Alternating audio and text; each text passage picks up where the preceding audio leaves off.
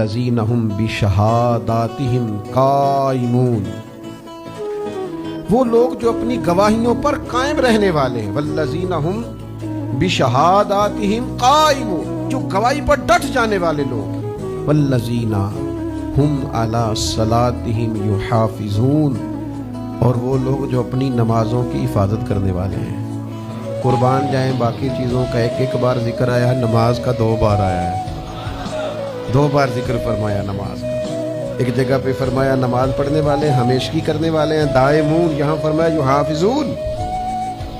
علماء اور صوفیاء فرماتے ہیں 2 دفعہ ذکر کرنے سے مراد یہ کہ نماز چیز ہی بڑی اہمیت والی ہے، نماز کو خالی نماز نہ سمجھنا، یہ تمہارے اندر سے لالچ نکالتی ہے، یہ تمہارے اندر سے بزدلی نکالتی ہے، یہ تمہارے اندر سے کنجوسی نکالتی ہے۔